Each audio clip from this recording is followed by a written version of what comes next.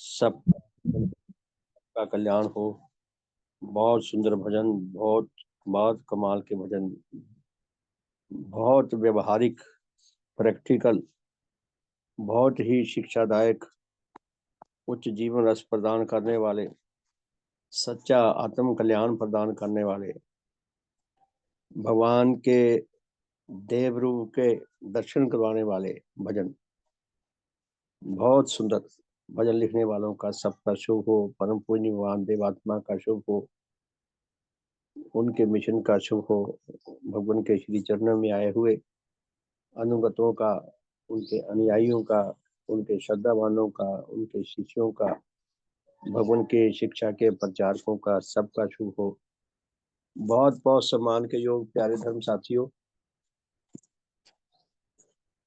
कल हम देव शास्त्र चौथे खंड का तीसरे खंड का चौथा, तो चौथे अध्याय में शुरू में ही इसका शीर्षक क्या है? मनुष्य, उसका आत्मा और उसका शरीर। ये तीन विषय हैं। तीन विषय लिए भगवान ने इस अध्याय में कि मनुष्य किसे कहते हैं और मनुष्य के अंदर जो आत्मा है वो आत्मा की क्या परिभाषा है। यदि हम परिभाषित करना चाहें तो मनुष्य की क्या परिभाषा देंगे, आत्मा की क्या परिभाषा होती है। और फिर मनुष्य जिस शरीर में जीता है, चलता फिरता है, खाता पीता है, अनेकों काम करता है, वो शरीर क्या है। और फिर इन तीनों का आपस में कोई संबंध है या नहीं है। तो कल हमने इसके एक एक डेढ़ पेज पढ़ा था। भगवान ने इसमें बताया कि मनुष्य क्या क्या है, मनुष्य किसे कहते हैं, मनुष्य के अंदर जो आत्मा है वो आत्मा किसे कहते हैं, और जो शरीर है मनुष्य का उसे शरीर क्यों कहते हैं, शरीर की क्या परिभाषा है। उसके बाद फिर भगवान ने जो प्रश्न किया कि मनुष्य में उसके आत्मा की कल मनुष्य की आत्मा की उत्पत्ति का जो प्राकृतिक नियम है उसके बारे में पढ़ा। मनुष्य के आत्मा के नियम के बारे में देवात्मा के अतिरिक्त और कोई नहीं बता सका, बल्कि आत्मा की तो धारणा कुछ और ही है। प्रत्येक मत मजहब में अपने अपने हिसाब से उन्होंने मनुष्य की आत्मा की या जीवनी शक्ति की धारणा बना रखी है। कोई मत कहता है कि आत्मा पैदा नहीं होती, आत्मा मरती नहीं है, आत्मा सदा से है और सदा रहती है, आदि आदि ऐसे विशेषण लगाए साथ में। किसी ने कहा कि आत्मा तो दुनिया बनाने वाले की फूंक है, कि मिट्टी का उसने पुतला बनाया और उसमें फूंक मारी, वो जिंदा हो गया। गणेश जी महाराज के बारे में भी यही आता है। गणेश जी का जन्म कैसे हुआ, वो हाथी वाला सिर रखना वो बात की बात है। तो ऐसी अलग अलग कहानियां हैं, लेकिन असल जो सत्य बात है, जो प्राकृतिक बात है, जो नेचुरल सच्चाई है, जो कभी बदल नहीं सकती, जो मनुष्य के शरीर और मनुष्य की आत्मा के पैदा होने का नेचुरल नियम है, अकट नियम है। भगवान ने उस नियम की व्याख्या की कि मनुष्य की आत्मा के पैदा होने का नियम क्या है, मनुष्य के शरीर के पैदा होने का नियम क्या है। दोनों बातें बताई इसी अध्याय में। उसके बाद फिर भगवान ने मनुष्य के शरीर की गठन बताई है हमें। जो मैंने कहा था भी, आप अपने घर पे पढ़ लेना कि मनुष्य का शरीर कैसे कैसे बना, उसके शरीर की जो अंदर का ढांचा है। भगवान की हम डिटर्मिनेशन देखें, भगवान की डिवोशन देखें, भगवान की लगन देखें, वो हमें क्या समझाना चाहते हैं। वो कितना हमें मनुष्य के अस्तित्व के और धर्म के विषय में कितना हमें उस ज्ञान के प्रति पारंगत कर देना चाहते हैं। तो मनुष्य के शरीर की जो आंतरिक गठन है उसका इसमें उल्लेख है इस चौथे अध्याय में। और बताया है कि गर्भावस्था में जो भ्रूण होता है, जो नर और मादा के मेल से बनता है, नर का सेल अलग, उसके अंदर जीवनी शक्ति भी है, उसकी बॉडी भी है सेल की, और मादा का जो जीवित सेल है उसकी अपनी जीवनी शक्ति भी है, उसके बॉडी भी है। जब दोनों गर्भावस्था में मिल जाते हैं तो उन दोनों की जीवनी शक्ति मिलकर एक हो जाती है, और ठीक उसी तरह उन दोनों की जो सेल्स की बॉडी है वो मिलकर वो भी एक हो जाती है। तो वहां आत्मा का जन्म हुआ है, वो आत्मा का जन्म है। और फिर वो आत्मा गर्भ में अपने जीवित रहने के लिए गर्भ में ही अपने लिए शरीर बनती है। अपनी माता के शरीर से वो सारी सामग्री लेकर लगभग 9 महीने में वो शरीर बनाती है, और फिर भूमिष्ठ होकर जब धरती पे उसका जन्म हो जाता है तो वही जीवनी शक्ति उस शरीर में रहती है और सुरक्षित रहती है।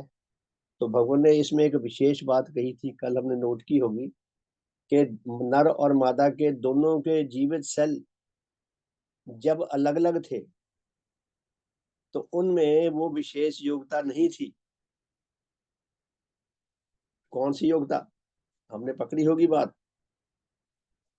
वो योग्यता थी कि जीवित रहने के लिए स्थूल शरीर बनाने की। नर और मादा के दोनों के सेल जब अलग अलग थे, वो जिंदा भी थे, उनकी बॉडी भी थी अपनी अपनी, लेकिन उनके अंदर ये योग्यता नहीं थी कि अपने आप को जीवित रखने के लिए वो स्थूल शरीर बना लेती। लेकिन जब दोनों मिल जाती हैं तो एक नई प्रकार की उनके अंदर योग्यता पैदा हो जाती है। वो है अपने आप को जीवित रखने के लिए, उसमें निवास करने के लिए वो अपने लिए एक स्थूल शरीर बॉडी बनती है माता के गर्भ में। तो उसके बाद भगवान ने स्थूल शरीर की जो आंतरिक गठन है उसका इसमें उल्लेख किया है सारा, चौथे अध्याय में। तो वो तो हमने कल छोड़ दिया था, लेकिन हम अंतिम प्रश्न पकड़े, ये बहुत महत्वपूर्ण है। चौथे अध्याय का जो अंतिम प्रश्न है, जरा इसको ध्यान से हम समझे। तो प्रश्न क्या है, ये इसमें दिया है कि जीवनी शक्ति शरीर कैसे बनाती है माता के गर्भ में। उसके बाद ये अंतिम इस बारे में इस अध्याय में अंतिम प्रश्न है कि निर्माण कार्य के भिन्न, यानी कि निर्माण कार्य के अतिरिक्त मनुष्य के इस गठन प्राप्त शरीर के साथ उसके आत्मा का और क्या संबंध है। उस आत्मा ने अपने लिए शरीर बना लिया 9 महीने में, लगभग 9 मास में, लेकिन उस शरीर के साथ आत्मा का संबंध क्या है। तो इसका उत्तर दिया है भगवान ने ही। मनुष्य का आत्मा केवल यही नहीं कि नेचर के नियमानुसार अपने लिए एक गठन प्राप्त जीवित शरीर निर्माण करता है, किंतु वह उसमें वास करता है। उसमें जैसे हम घरों में रहते हैं उसी तरह उसमें वास करता है। वह उसकी पालना और रक्षा करता है, उस शरीर में निवास भी करता है, उस शरीर का पालन पोषण भी करता है, और उस शरीर की सुरक्षा भी करता है, और उसे अपने एक व दूसरे अभिष्ट की सिद्धि के लिए कई प्रकार से काम में लाने की क्षमता भी रखता है। हमारे स्थूल शरीर को कौन बचाता है? हमारी जीवनी शक्ति। हमारे शरीर को कौन पालता पोसता है? हमारी जीवनी शक्ति। हमारे इस स्थूल शरीर से काम कौन लेता है? हमारी आत्मा, यानी कि जीवनी शक्ति। तो अपने लिए अनेकों प्रकार के उस शरीर से काम भी लेता है, और वह उसे नेचर के नियमानुसार जीवित रखने की सामर्थ्य रखता है। कि जीवित होने के, सुरक्षित रहने के, सुदृढ़ होने के नेचर के अपने विशेष नियम हैं। वो आत्मा अपनी ओर से भरसक प्रयास करता है कि मैं अपने इस घर को, इस स्थूल शरीर को, मैं इसको जीवित रखूं, इसको सुरक्षित रखूं, इसे ऊर्जावान रखूं, इसे स्वस्थ रखूं। और वह उसके साथ संयुक्त होकर आप भी जीवित रहता है। तो 4 प्रकार के काम बता दिए इसमें कि आत्मा अपने लिए स्थूल शरीर बनाती है, उस शरीर की रक्षा करती है, उसका पालन पोषण करती है और विविध कामों में उसका प्रयोग करती है। आत्मा शरीर को ऑर्डर देती है, शरीर काम करता है। अब आ जाते हैं हम 5वें अध्याय में। 5वां अध्याय है कि इस बात का क्या प्रमाण है कि प्रत्येक मनुष्य के शरीर को उसका आत्मा ही बनाता है और जिसका नाम आत्मा रखा गया है वह आप मनुष्य के शरीर का प्रकाश नहीं है। हम प्रश्न समझें। यदि हमें प्रश्न समझ आ गया, हमारे लिए उत्तर समझना सहज हो जाएगा। यदि हमें प्रश्न ही समझ नहीं आया तो उत्तर में कठिनाई आती है थोड़ी सी।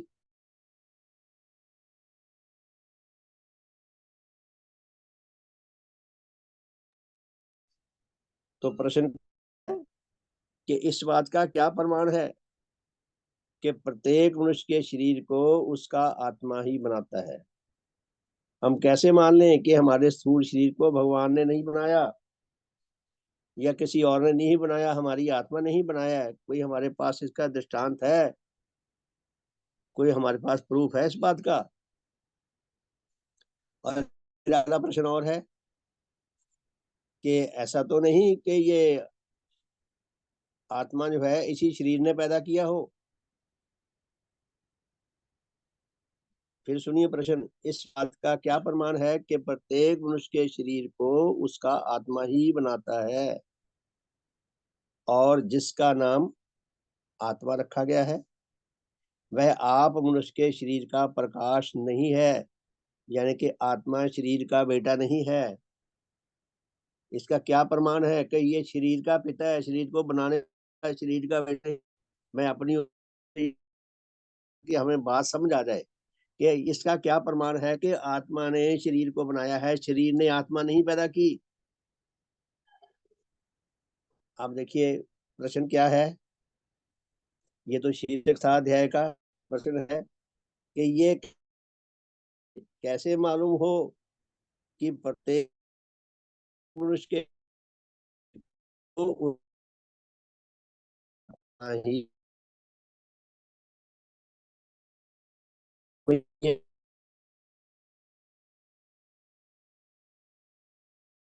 आपने पैदा है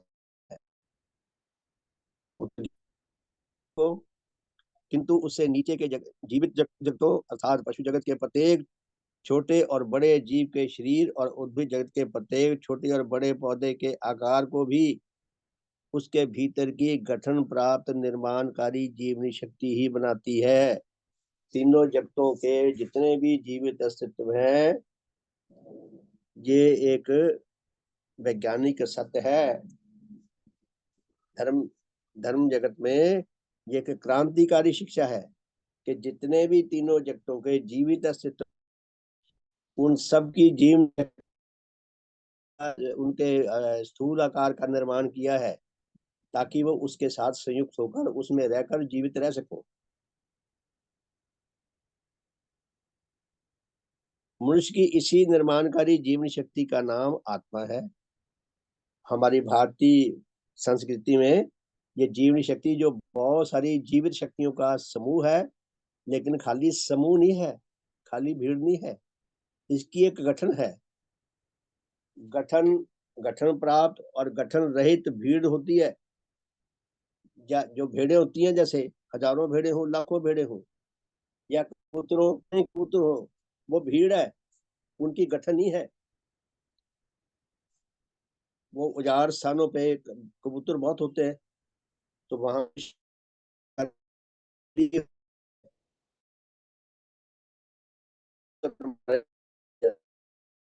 कबूतर दूर दूर रहते हैं। ऐसा नहीं सारे कबूतर मिलकर बिल्ली के ऊपर टूट पड़े, बिल्ली को मार डाले। यानी कि उनका आपस में मिलकर मिलना, इकट्ठे होना कोई एक लक्ष्य नहीं है। सबका अपना अपना निजी लक्ष्य के रूप बाकी है। तो ऐसी जो ऐसा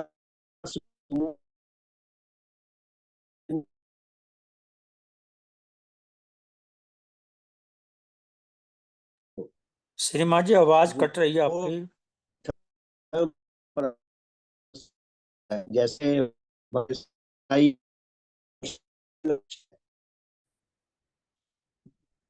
रखे जाए। कोई और पढ़ ले अगर आपको दिक्कत आती है श्रीमान जी। सिग्नल वीक है, मैंने दोनों इंटरनेट चला रखे हैं। अब आ रही होगी आवाज बीच में। हाँ जी अब आ रही है।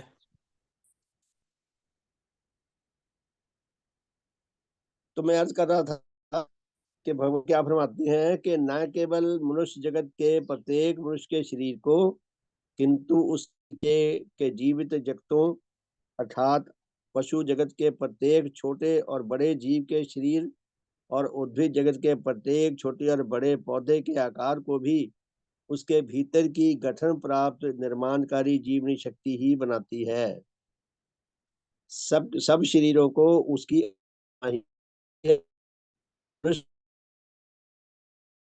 जीवन शक्ति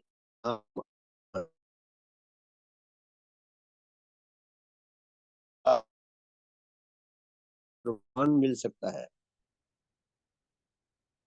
फिर प्रश्न है, अब बात आई है इसमें सच्ची परीक्षा की। क्या जी परीक्षा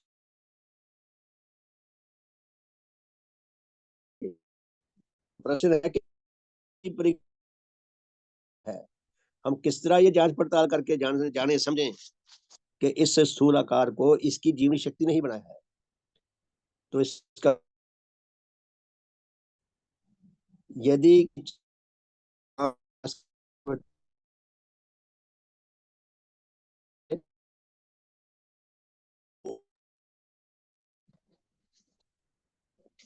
जी मैं पढ़ूं, आपकी आवाज नहीं आ रही।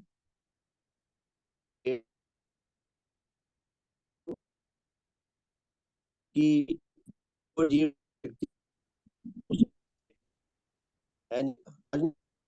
सदैव की जय। शुभ हो श्रीमान जी, आपकी आवाज नहीं आ रही श्रीमान जी। ऐसा भी हो जाता है शुभो जी। हाँ जी श्रीमान जी, आवाज नहीं आ रही थी, कट कट रही बहुत ज्यादा।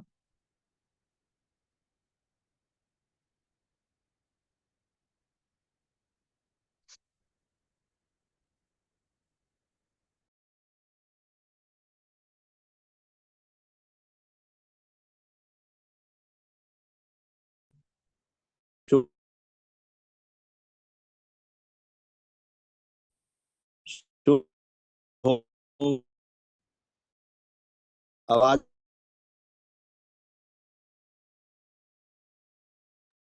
नहीं आ रही।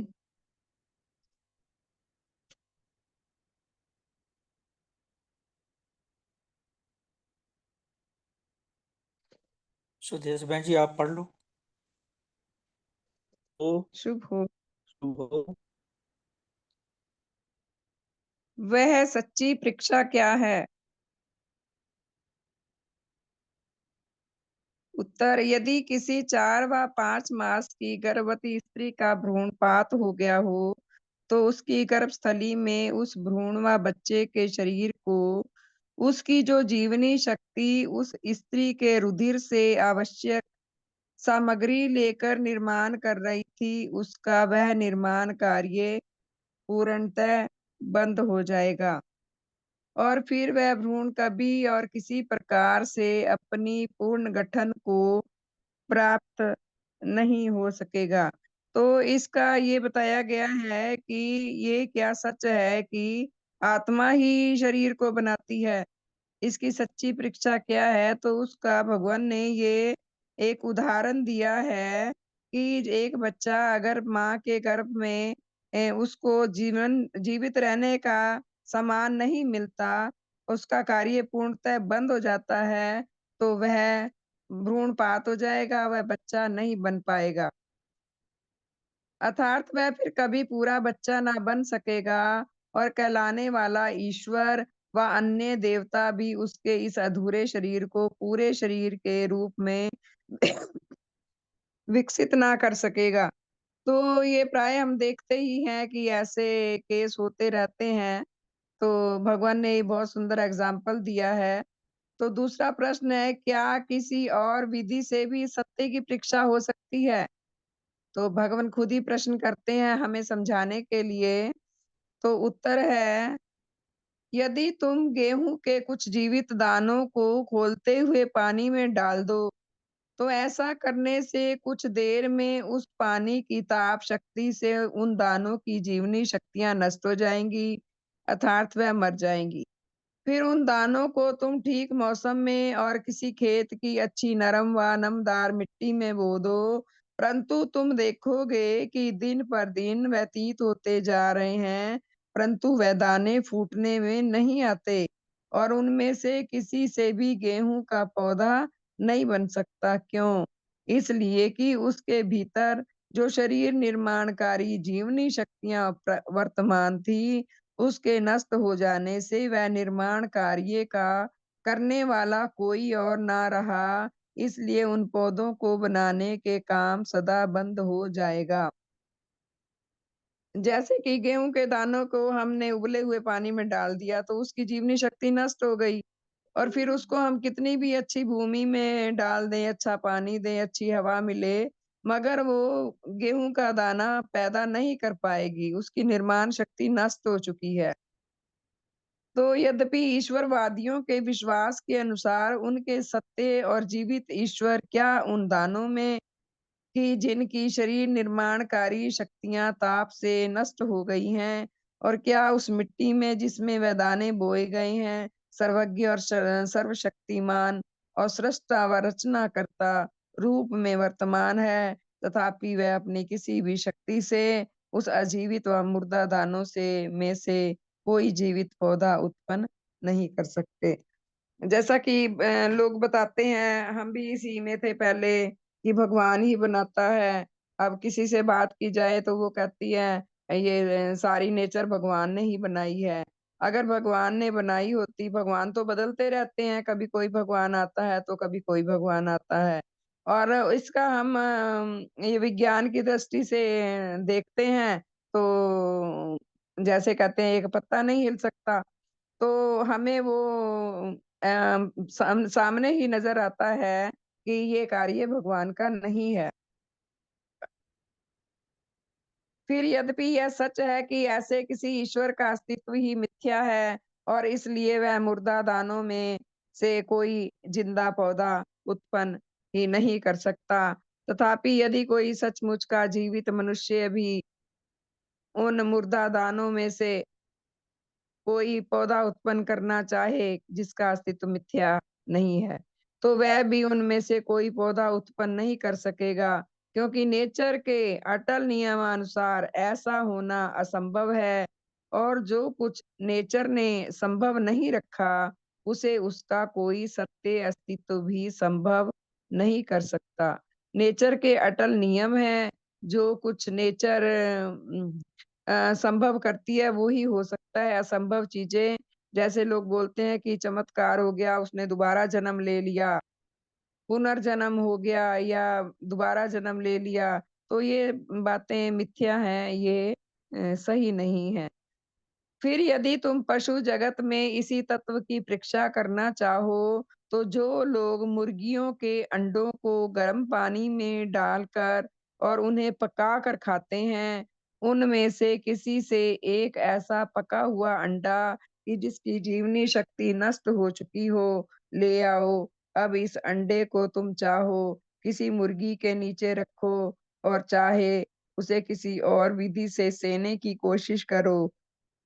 परंतु उसमें से कभी कोई बच्चा पैदा ना होगा, क्योंकि उस अंडे के भीतर जो शरीर निर्माणकारी जीवनी शक्ति अनुकूल दशा में उसकी सामग्री से एक जीवित बच्चा बना सकती थी, वह निर्माणकारी जीवनी शक्ति ही जब मर गई, तब उसके भिन्न कोई और उसकी सामग्री से कोई जीवित बच्चा नहीं बन सकता।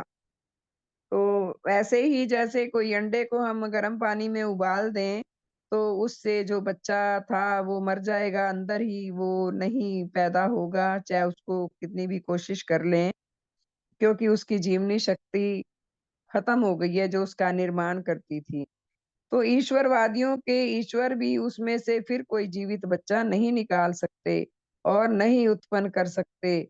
सच्ची नेचर के सच्चे और अटल नियम के अनुसार बिना शरीर निर्माणकारी जीवनी शक्ति के कि जो उस अंडे में पहले वर्तमान थी, जो ताप शक्ति के द्वारा नष्ट हो गई और कोई देवता व मनुष्य व कोई और अस्तित्व उस अंडे में से कोई जीवित शरीर निर्माण नहीं कर सकता। तो कितना डिटेल से भगवान ने बताया है हमें विस्तार से कि कोई भी भगवान नहीं है, ये एक मिथ्या भ्रम है। जड़वादी जन कहते हैं कि मनुष्य के आत्मा का अपना मूल और पृथक अस्तित्व कुछ भी नहीं है, किंतु वह उसके जीवित जड़ शरीर के ही अंगों का प्रकाश है और उस शरीर की मृत्यु के साथ ही आप भी नष्ट हो जाता है। उनका यह कथन कैसा है? हम एक बार फिर पढ़ते हैं इसको समझने के लिए अच्छे से। जड़वादी जन कहते हैं कि मनुष्य के आत्मा का अपना मूल और पृथक अस्तित्व कुछ भी नहीं है। ये जो जड़वादी लोग हैं, जो अज्ञानी लोग हैं, वो ये कहते हैं कि आत्मा का अपना मूल और पृथक अस्तित्व कुछ भी नहीं है, किंतु वह उसके जीवित जड़ के शारीरिक अंगों का ही प्रकाश है। वो उसके जो जीवित जड़ शरीर है, उसके अंगों का प्रकाश है आत्मा। आत्मा का अलग से कोई अस्तित्व नहीं है और वह शरीर की मृत्यु के साथ ही नष्ट हो जाता है। यानी कि जब जैसा हमें बताया गया है कि आत्मा का अस्तित्व अलग है, आत्मा सूक्ष्म रूप में चली जाती है स्थूल शरीर से निकलकर जब मृत्यु के बाद, मगर जड़वादी या ईश्वरवादी लोग कहते हैं कि ये खत्म हो जाती है मृत्यु के साथ। उत्तर, उनका यह कथन पूर्णतः मिथ्या है, क्योंकि जिस दशा में मनुष्य का आत्मा ही उसके जीवित जड़ शरीर का निर्माणक और प्रकाशक है, तब वह आप उसका प्रकाश कैसे हो सकता है? उनका कथन पूर्णतः मिथ्या है, क्योंकि जिस दशा में मनुष्य का आत्मा ही उसके जीवित जड़ शरीर का निर्माणक और प्रकाशक है, तब वह आप उसका प्रकाश कैसे हो सकता है? क्योंकि यहाँ में बताया गया है कि मनुष्य आत्मा ही मनुष्य के शरीर को बनाती है, तो वह उसका तो मतलब जड़ शरीर जो है, जो स्थूल शरीर है, उसका प्रकाश कैसे हो सकता है? मनुष्य का आत्मा ही तो उसके शरीर के पिंजर, मांस, रुधिर की नालियों और स्नायु जाल को बनाकर उसे प्रकट करता है। मनुष्य का आत्मा ही तो उसके शरीर के मस्तिष्क, आँखों, कानों, नाक, मुंह, फेफड़ों, हृदय, पिंड, पाकस्थली, यकृत, अंतड़ियों, जनेंद्रिय और हाथों, पाँव आदि सब अंगों की रचना करता है। मनुष्य का आत्मा ही तो अपने इस निर्मित किए हुए शरीर को जीवित रखता है। यदि यह आत्मा ना हो तो इस पृथ्वी में कहीं भी और किसी भी मनुष्य का कोई शरीर ना हो। इसलिए केवल यही नहीं कि मनुष्य का आत्मा अपने जीवित शरीर का आप प्रकाश नहीं है और नहीं तो नहीं हो सकता, किंतु इसके विपरीत वही अपने जीवित शरीर का निर्माता और प्रकाशक है। अब जैसे कि यहाँ बताया गया है कि जड़वादियों का कहना है कि मनुष्य का आत्मा अपना कोई अलग से अस्तित्व नहीं रखता, ये शरीर का ही प्रकाश है। और यहाँ उल्टा है कि जैसे मनुष्य का आत्मा जो माता-पिता के संपर्क से पैदा होता है, क्योंकि माता-पिता की जो जीवनी शक्ति है वो ही बच्चे की जीवनी शक्ति बनती है, उसी से ही बाद में उसकी अपनी जीवनी शक्ति माता के गर्भ में होती है तो बच्चे का शरीर बनाती है। तो यहाँ ये बताया गया है कि आत्मा का प्रकाश ही मनुष्य का शरीर है, क्योंकि आत्मा ने मनुष्य के शरीर को बनाया है, ना कि जो शरीर है ये आत्मा उसका प्रकाश है।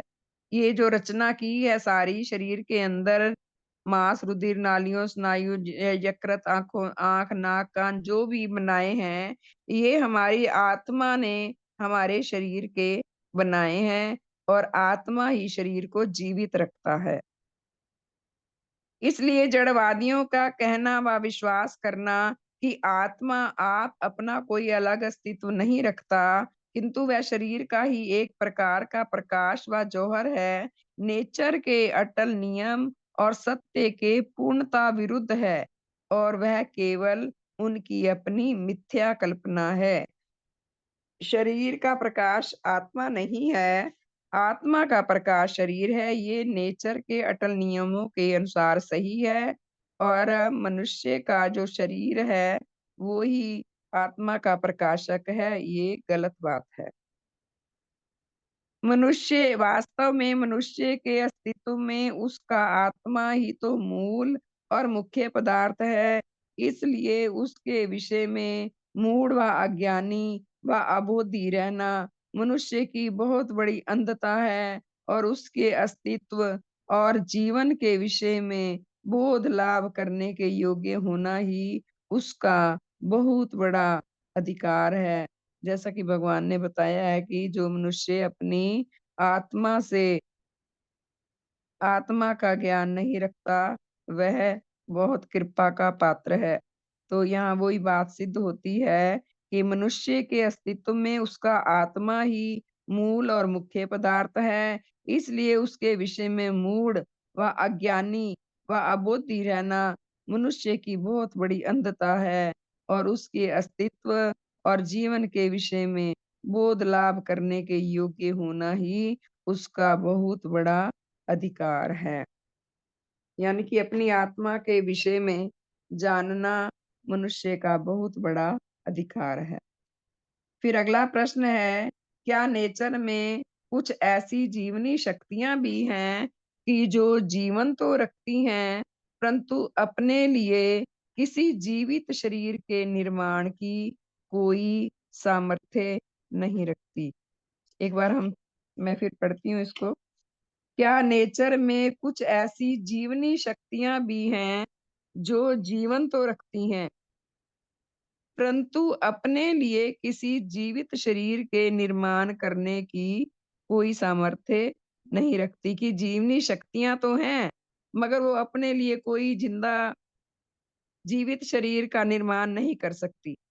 तो उत्तर में भगवान लिखते हैं, जी हाँ, प्रत्येक जीवित मनुष्य, पशु और पौधे के शरीर के नाना भागों के जीवित सेलों में ऐसी जीवनी शक्तियां होती हैं जो किसी जीवित शरीर के निर्माण करने की कुछ भी योग्यता व सामर्थ्य नहीं रखती।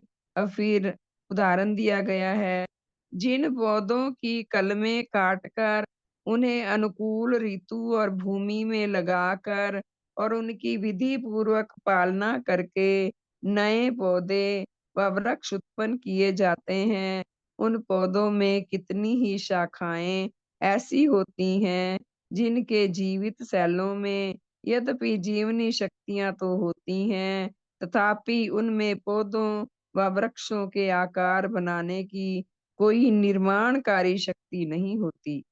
यदि उनकी कलमें काटकर किसी अनुकूल ऋतु में और अनुकूल भूमि में लगाई जावें और विधि पूर्वक उनकी पालना भी की जाए, तो भी उनमें से किसी कलम में से कोई पौधा व वृक्ष उत्पन्न नहीं हो सकता।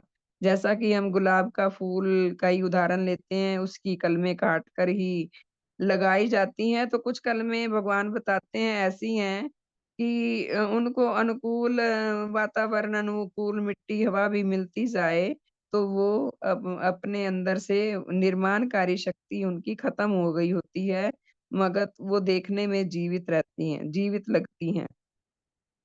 वो फूल नहीं पैदा करेंगी, पत्तियाँ नहीं बनाएँगी। दूसरे, इसके भिन्न कई प्रकार की धातुओं में जीवनी शक्तियां पाई जाती हैं।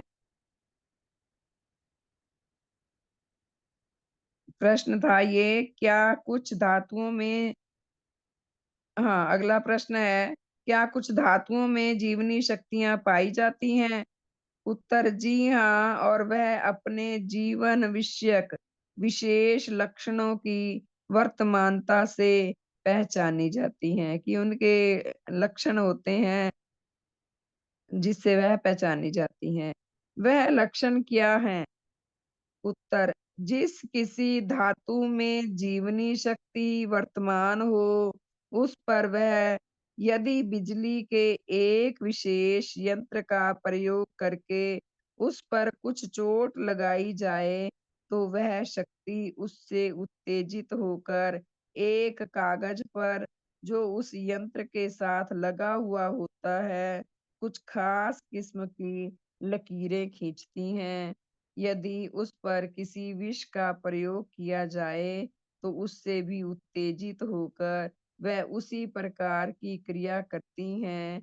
यदि इस क्रम को जारी रखा जाए, तो वह धीरे-धीरे अपने जीवन बल को खोना आरंभ करती हैं और कुछ काल के बाद अपने जीवन बल को पूर्णतः खोकर मर जाती हैं।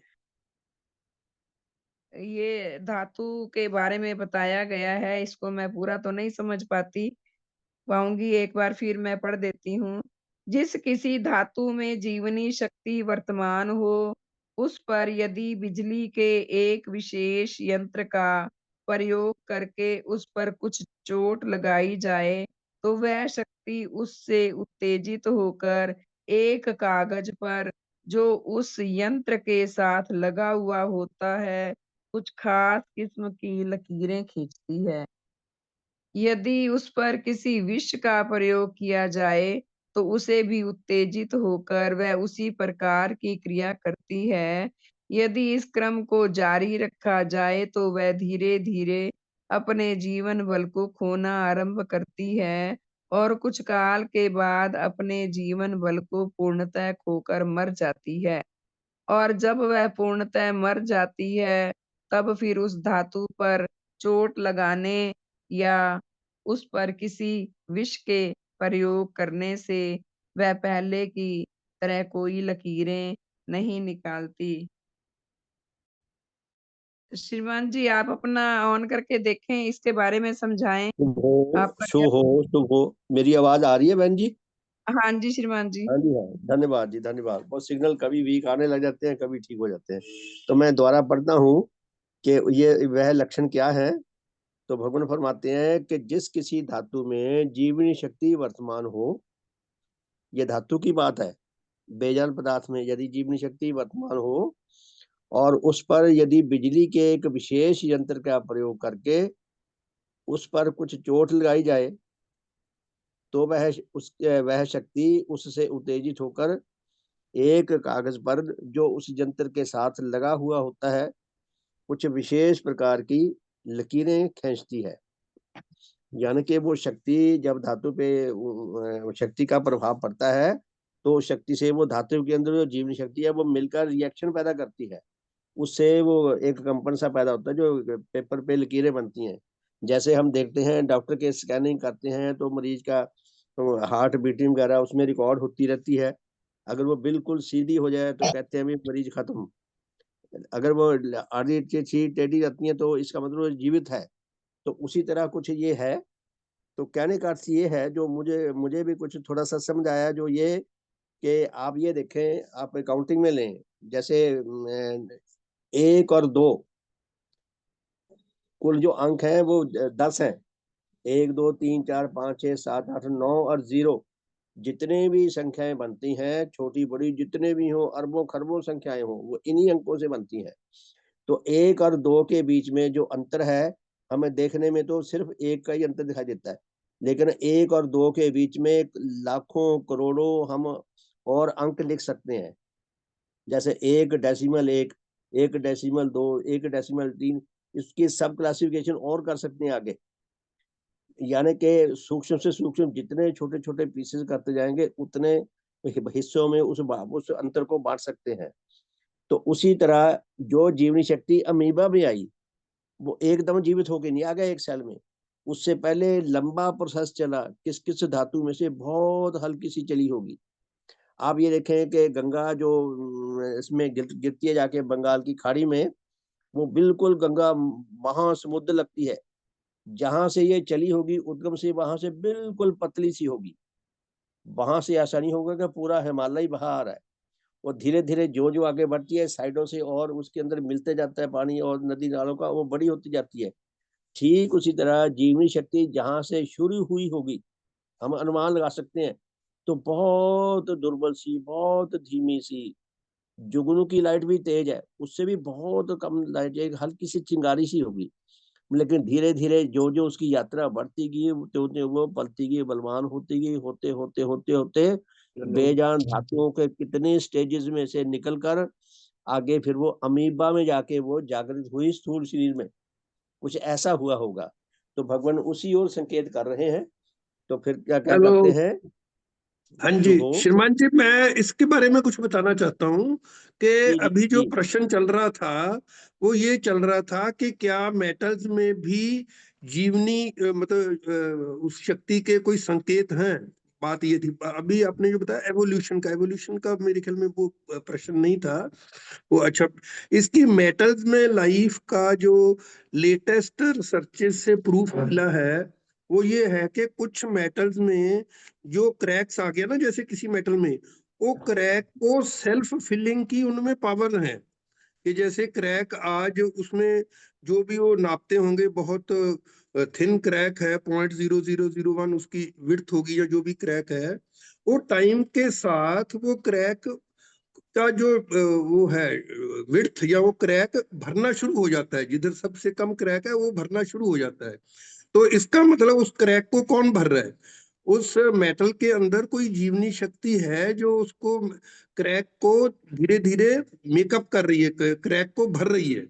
तो ये मेटल में लाइफ का संकेत है, जीवनी शक्ति के संकेत का ये लेटेस्ट जो है वो प्रूफ है। ये अभी आया था लेटेस्ट, जो साइंस की लेटेस्ट रिसर्चेज आती हैं उसमें है कि कुछ मेटल्स में क्रैक की उसको सेल्फ हीलिंग प्रॉपर्टीज कहते हैं। तो खुद ही वो उसको भर रहा है, वो मेटल खुद ही उसको बाहर से किसी वेल्डिंग से या किसी और चीज से उसको क्रैक को नहीं भर रहे। वो मेटल धीरे धीरे खुद ही सेल्फ हीलिंग प्रॉपर्टी के थ्रू भर रहा है। इसका मतलब उसके अंदर कोई जीवनी शक्ति है जो उसको क्रैक को भर रही है। जी जी, बहुत बहुत धन्यवाद, बहुत सुंदर। मेरा मेरा भाव यही था। मुझे तो शब्द नहीं मिल रहे थे। कहने का ये है कि अगर मेटल के अंदर बेजान शक्ति रिएक्ट कर रही है, तो वो क्रैक्स जो अगर फट गई तो वो वैसी ही रहेगी। अगर उसके अंदर जानदार शक्ति है तो वो अपने आप को बचाने का, अपने आप को डेवलप करने का प्रयास करेगी। तो जीवनी शक्ति जहां से जागनी शुरू हुई होगी, उससे अमीबा तक पहुंचते पहुंचते कितने ही उसको स्टेजेस क्रॉस करनी पड़ी होगी, तब जाके अमीबा में आई होगी।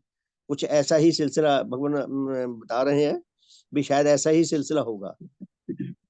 श्रीमान जी, ये जो फिर इसमें लिखा हुआ है कि उसे यदि उस पर किसी विष का प्रयोग किया जाए तो उसे भी उत्तेजित होकर वह उसी प्रकार की क्रिया करती है, इसका क्या उसका पहली मतलब है? वही मतलब है ना जी। आप देखिए, अगर मेरे अंदर स्मेलिंग पावर मर गई, मेरे आगे कितनी ही खुशबू डालते रहो, कितनी ही गंदगी बदबू डालते रहो, मुझे कुछ भी, मैं कोई रिएक्ट नहीं करूंगा। अगर मेरे अंदर जीवनी शक्ति है कोई, वो रिएक्ट करेगी। उसी तरह उसके अंदर अगर कोई ऐसी विशेष शक्ति है, चाहे कितनी ही दुर्बल हो, जो शक्ति उसके साथ जुड़ के उसको उत्तेजित कर सकती होगी, उसके जुड़ने से उसके अंदर उत्तेजना पैदा होगी, और उत्तेजना से वो रिएक्ट भी करेगी। उसको या अच्छा लगेगा या बुरा लगेगा, और फिर वो अपने आप को रिपेयर भी करेगी, अगर वो जीवनी शक्ति है तो कुछ ऐसा ही सिलसिला है भगवान जो बताना चाहते हैं। तो कहने का जो समझ आ रही है बात इस बात से, कि अमीबा तक जीवनी शक्ति को आने में बीच में कितने ही प्रोसेसेस पूरे करने पड़े होंगे। हो सकता है सैकड़ों, हजारों, लाखों साल लगे हों अमीबा तक पहुंचते पहुंचते भी ये जीवनी शक्ति को। तो कुछ ऐसा ही होगा। जी ये धन्यवाद शर्मा जी देव जो जी। पॉइजन वाली बात कह रहे हैं ना कि अगर उसके ऊपर कोई जहरीली चीज डाल दी जाए मेटल के ऊपर तो उसके बाद वो लाइनें जो हैं वो उसका ये है कि जैसे पार्शियल डेथ हो गई कि जो जीवनी शक्ति थी उसका स्वरूप थोड़ा बदल गया कि उसमें जो लाइफ फोर्स है जीवनी शक्ति में लाइफ फोर्स कम हो गई तो अलग जी टाइप की वो लाइनें बनाएगी। अगर वो उसका पॉइजन का इफेक्ट और हो जाएगा जैसे उसका इम्पैक्ट या उसका इन्फ्लुएंस पॉइजन का बढ़ता रहेगा ज्यादा देर उसके ऊपर आप वो पॉइजन डालेंगे तो धीरे धीरे वो जो है वो जीवनी शक्ति पूरी तरह डेड हो जाएगी। जब पूरी हाँ तरह पूरी डेड हो तरह मर जाएगी जाएगी, उसके बाद फिर वो लाइनें खींचना भी बंद कर देगी। बंद हो जाएगा। हाँ तो जी जी जी हाँ। जब पूरी लाइफ थी तो अलग टाइप की लाइनें बनाई उसने, जब जी उसमें जी ऊपर जी थोड़ा पॉइजन डाला तो वो लाइनों का स्वरूप या लाइनों का पैटर्न बदल गया। पैटर्न बदल गया जी मतलब जीवनी शक्ति ने इसका मतलब जीवनी शक्ति के ऊपर कुछ असर हुआ। जो पहले लाइनें दूसरी बना रही थी अब दूसरी बना रही है, थोड़ा उसके ऊपर वो हो गया, असर हो गया उसका जहर का। जब वो जी जी ज्यादा असर होगा और पूरी तरह डेड हो जाएगी वो जीवनी शक्ति तो उसके बाद फिर वो लाइनें बनाना भी बंद कर देगी। हाँ जी बिल्कुल ऐसा ही भगवान बताना चाहते हैं हमें। और ये वो भी इम्यूनिटी पावर है ना, यूं समझिए जैसे हमारी इम्यूनिटी पावर है। जब तक हमारे अंदर इम्यूनिटी पावर है, रोग प्रतिरोधक शक्ति, तब तक हम बाहर के आक्रमणों का सामना करती रहती है। करते करते अगर वो दुर्बल हो जाए, एक स्टेज ऐसी आ जाती है वो धड़ाम से गिर जाती है। जैसे दो पहलवानों में एक पहलवान फिर बिल्कुल ही गिर जाता है, जिंदा तो है लेकिन वो विरोध करने की हालत में नहीं है, तो वही पराजित होने वाली बात है। तो जो पराजित नहीं होता है, जीने की कोशिश करता है, वो रिपेयर करता है, अपने आप को रिपेयर करता है। रेणु जी शुभ हो। हाँ आज हाँ, वैसे और समय काफी हो गया। और ये जो जैसे बेजांश उसमें बता रहे हैं चीजों में मेटल में, तो फिर यही जैसे हम लोग शुभ कामना करते हैं ये नॉन लिविंग थिंग्स के लिए, तो ये इसीलिए पहुंचती है क्या उन तक? हाँ, जिसमें जिस जिस जिस जीवनी शक्ति में एक क्षमता है शुभ कामना लेने की, या बाहर से जो सहायकारी शक्तियां उसको पावर दे सकती हो, तो उसको देती हैं। ये ये धातुओं जैसे के। कि कई बार रहता है माइंड में, तो ये श्रीमान सिंगल जैसे किसी दिन ना डिटेल में ऐसे बता सकते हैं कि जैसे हम, मेरे को ये लगता है कि ये तो कैसे सुन रहा होगा, एक पौधे को तो मान लिया कि पौधा बढ़ रहा है, उसमें फीलिंग, उसमें कुछ भी है वाइब्रेशन थोड़ा, लेकिन जो बेजान चीज है तो वो कैसे मतलब कैसे वो वहां तक कैसे हमारी शुभकामना जा सकती है?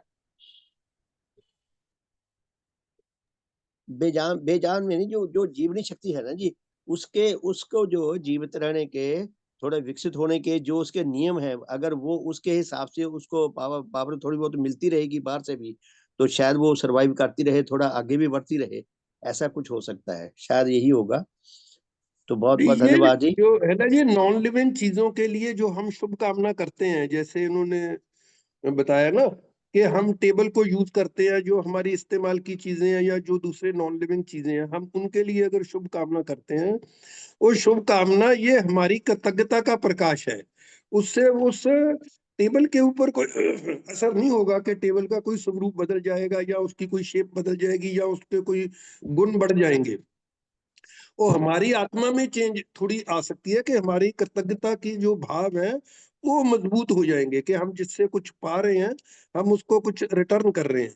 बाकी उस वो नॉन लिविंग जो चीज है उसके ऊपर असर नहीं होगा कि कोई उसमें इंप्रूवमेंट आ जाएगी हमारी शुभकामना से। और उसमें शक्ति तो है।